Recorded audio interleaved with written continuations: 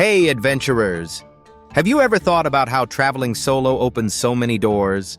Not just for personal growth, but also for meeting amazing people? In today's episode of Ready for Anything, we dive deep into the art of picking up girls while traveling solo.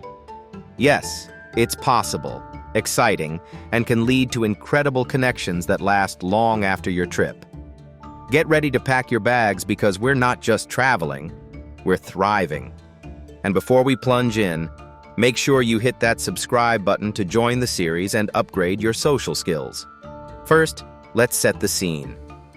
Traveling solo already gives you an advantage.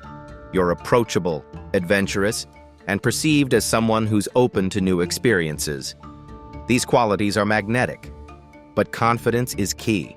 Remind yourself, everyone you meet on this trip is someone who doesn't know your past, your mistakes, or your insecurities. This is a whole new playing field where you can build the best version of yourself from the ground up. Isn't that an energizing thought? Now, don't confuse confidence with arrogance. Here's the first psychological principle. People are drawn to authenticity. When you meet someone new, especially while traveling, don't oversell yourself. Instead, share genuine stories from your journey. For example, did you just try a bizarre local delicacy or get lost in the streets of a foreign city? Use these experiences to break the ice. Say something like, "Hey, you won't believe what happened earlier. I totally mispronounced the name of the dish I ordered, and the waiter laughed so hard he gave it to me for free." Boom! Instant authenticity and a peek into your fun side. But what if you're in common tourist spots like temples, museums, or beaches?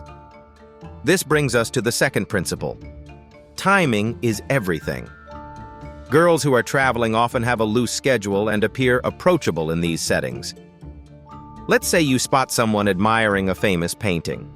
You don't just say, "Hi, I think you're cute."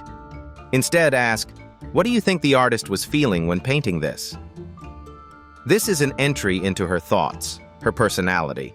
It shows that you're curious about her perspective, not just her appearance. This curiosity sets you apart because it builds a real, unforgettable connection. Okay, here's the thing about traveling solo. You will face rejection, and that's okay. Brace yourself for the numbers game because, let's face it, not everyone you approach will be in the mood for a chat. They might be tired, in a bad mood, or simply uninterested. Whatever the reason is, it's not a reflection of your worth. Think of every rejection as a small step closer to a resounding yes. Keep in mind that the more you interact, the more you sharpen your ability to read people's energy and know when to approach. Now onto technique. In tourist-friendly cafes or shared hostel spaces, the vibe is naturally social. People are more relaxed and open to conversation. A light comment like, "So, what's your biggest travel adventure so far?" can ignite an exciting dialogue. Remember to listen attentively. This is crucial. Active listening creates rapport and sets the foundation for every interaction. Pro tip: repeat parts of what they said in your reply.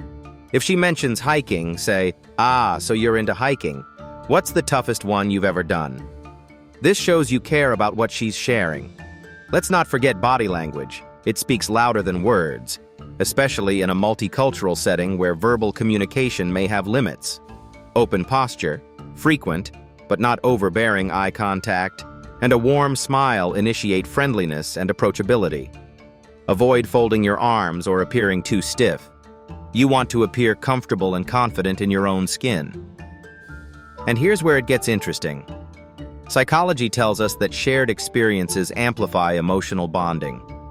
If you've just found an amazing secret spot or learned about an event happening nearby, invite her to join. You could say, "Hey, I just heard about this rooftop market tonight. Do you want to check it out?" An invitation tied to an exciting activity feels spontaneous and genuine. Now, what about the cultural aspect?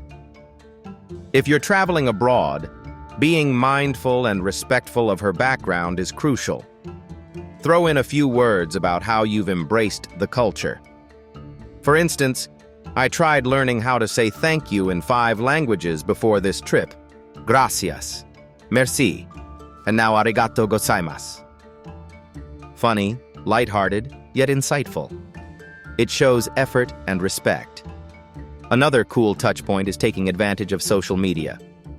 If your conversation is flowing, end it by suggesting something casual like, "Hey, I'd love to see where your travel adventures take you next. Are you on Instagram?" This is a non-intrusive way to extend your interaction while giving her control over whether she wants to stay connected or not. This episode wouldn't be complete without addressing a key psychological tip. Be an ally, not a competitor. As you move through your solo travel experiences, you may encounter situations where other suitors are aiming for the same girl. Instead of brooding, focus on being her ally within the interaction itself. For example, she might say, "Ugh, choices on what to eat are overwhelming here." Instead of competing, say, "I feel you. Why don't we pick something together and rank them out of 10? This interplay transforms competition into camaraderie and sets you apart as someone truly fun and unique. Finally, self-reflection is an underrated aspect. Solo trips allow you to learn a lot about yourself, but every interaction you have also adds to your emotional intelligence. As your trip progresses, keep revisiting what worked and what didn't. Were you too forward?